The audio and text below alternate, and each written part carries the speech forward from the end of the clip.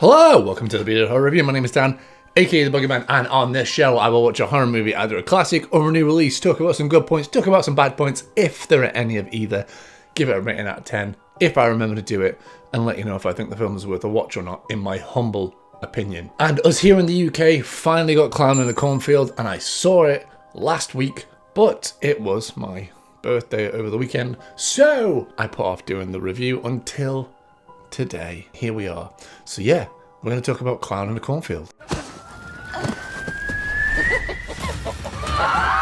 The Clown in the Cornfield is a 2025 release about a girl and her dad who moved to a rural town.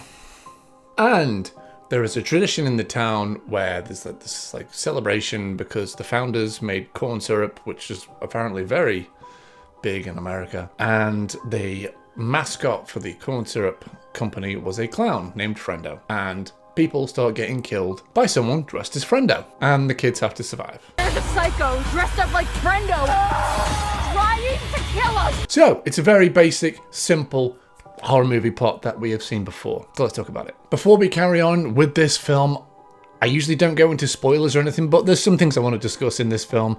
So if you don't want to know anything at all, here is your spoiler warning right now. So yeah, Clown in a Cornfield. It came out this year, like I said, 2025. It came out earlier in the year in America, and for some reason we've had a bit of a delay over here in the UK getting horror films over here. I don't know why. And let's face it, clowns in horror films is just something that happens all the time. This film, it's such a very basic plot that we've seen a million times. People move to a new town. She makes friends. The friends have a party. Party ends up loads of people getting killed. Clown, killer, stalker, slasher. And is that a problem? Not really, no, because this is what I call a gateway horror. You know, this is a horror for people that are either new to horror or haven't seen horror before. And it's fine. So for me, like I said, it's fine. I'm going to say that now, it's fine. Very funny, man. But I want to talk about why it's just fine. Before we carry on, guys, if you can leave a like and subscribe, it's a little thing for you, but it really helps out the channel. I really appreciate it. Thank you very much. First of all, over here in the UK, this is a 15. So over here in the UK, we have a rating system of U, PG, 12A, 15, 18. And I'm guessing over in America, you have like your R-rated. Sorry, I'm making fun of your accent. I mean, I'm sure you all make fun of mine, and you're probably going to do it now in the comments because I did an accent. And I don't care. But yeah, so this is a tame horror film. Like I said, it is a gateway horror. It's kind of like if you were going to show horror to somebody and you wanted to show, you'd show them Halloween.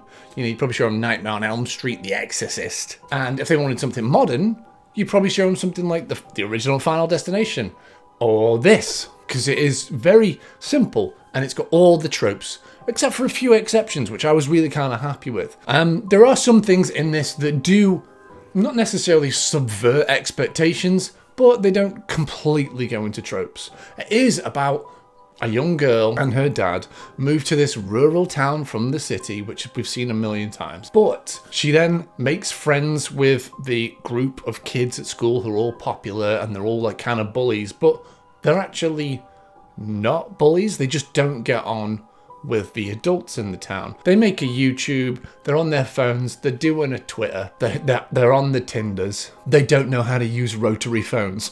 Isn't that hilarious? But so the fact that this group of people weren't bullies really, and they weren't awful, horrible people, they were just kind of douchey teens, which is what teens are, let's face it. If you are like me, I'm in my 30s, and you go out and you see a group of teens, you probably think they're a bit douchey. I was probably a douchey to adults when I was a teen. It's fine. But that was something that kind of subverted expectations for me. There were some scenarios in there, which I think one of them's in the trailer, where these kids, they film little horror shorts using Friendo as their gimmick. They kind of invite the new girl to a party in the middle of nowhere where they drink beer or whiskey or whatever it is they're drinking. And they pull a prank on her where Friendo comes out and they film her. But then they're like, haha, we got you, it's a prank. But why don't you join in and like have the fun with us? Smile, silly girl. You're about to become a sensation. And I enjoyed that. So some things in this did subvert expectations. And this is a spoiler, but there's also a gay romance in this. And it was pretty obvious from the start that that's what was going to happen. But it was done in a kind of a very like, it's not in a like, it's a bit more subtle. It's not in your face. It's not stereotypical outlandish gay characters, or like I've seen in other films where they just flat out say, I'm gay, I'm the gay one. And it's done really well, to be honest. I kind of enjoyed this kind of aspect of it. And when it happened, I was like, oh, good for them. Good for them. That's really great. And so it worked in the context of the story. It was really kind of fun. But the other thing I wanted to talk about was the twist in the film. I keep doing this because they're not really, they're so obvious it hurts. It's not hidden very well, and it's really kind of blatant what's going to happen when you watch this film. So let's say spoilers now if you don't want to know. You really don't want to know. But it seems all the adults in the town really don't like the teens, which is kind of a normal trope in horror films. Let's face it, the adults never want to listen to the kids. The kids are always like, there's a murderer on the loose, and they're all like, well, maybe you're the murderer, let's arrest you, without no evidence or anything. They kind of always do that, and they just don't like them. It's very obvious they just don't like kids from the get-go. And also, there's a rich man in the town, and there's a celebration going on for a 100th anniversary. And then a killer clown shows up, and then dozens of killer clowns show up, killing these teenagers at a party that they're having. I wonder who the killers are. It's the adults. It's all of the adults in the town. It's obvious. If you couldn't figure that out, I mean, were we watching the same film? Because it's so obvious to me. It was painful.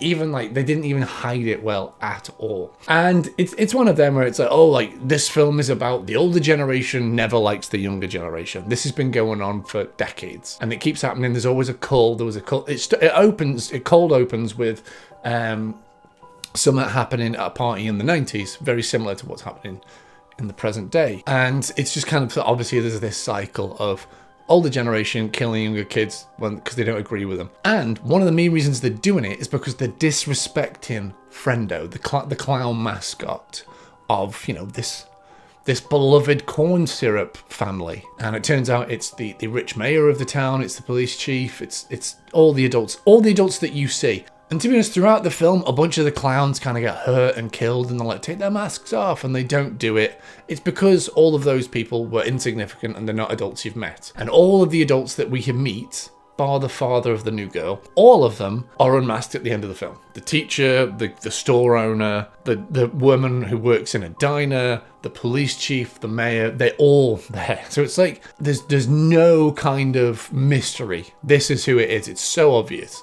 It's blatant. And like I was saying, even though it's a very obvious twist, it's a gateway horror. This is a horror using all the tropes for a modern audience. And I understand that this film series is based on books, and there's 3 books, so I'm guessing there's going to be another one to this, especially if it does well, which usually they make their budget, so I'm guessing there's probably going to be another Clown in the Cornfield. Clown in the Cornfield 2. This time it's cornier. It's probably going to happen. But it doesn't mean that this is very basic and like it hits all of those beats. And so for me, it's a really kind of it was kind of just a nothing. It washed over me, except for like some of the things was, oh, they didn't do the typical bullies. Oh, they did this gay subplot, which was quite a nice kind of see. It was done really well. But other than that, it was nothing for me personally. I was mildly entertained. This is kind of like, you know, like you ever like buy food like from like a supermarket, like you just buy a ready meal, and you just kind of put it in the microwave and heat it up because you want something easy, and you eat it and you're like, this is fine. It'll fill me up. That's what this film is. It filled me up. It did its job, but it's a 15. It's a stereotypical horror teen thing. And I have noticed one thing when it comes to horror films, especially that come from like major studios in Hollywood at the minute, they're comedies first. Like there's a lot of like physical humor and gags in this, and like silly jokes about modern technology like dating apps and kids can't use rotary phones. Call 911. Where's the button, Jen? What is this? What What kind of phone is it? Mobile phones, and we're editing on YouTube. We're going viral on the YouTubes. And it kind of felt like a 60-year-old man writing for 20-year-olds. Like it felt bad. It felt like that meme with Steve Buscemi. That one. So yeah, it's not for me, but they said this is just, it does exactly what it says on the tin, right in the middle. Nah, you'll probably enjoy it if you're either new to horror or you just kind of want something to put on that's super easy and you're like, yeah, I know what's going to happen, whatever. It's mildly entertaining. This is mild hot sauce. It's fine. For me personally, like I said, it didn't blow me away. I'll give it a 5 out of 10. In the middle, it's not bad, it's not great, it's just there, and it's fine.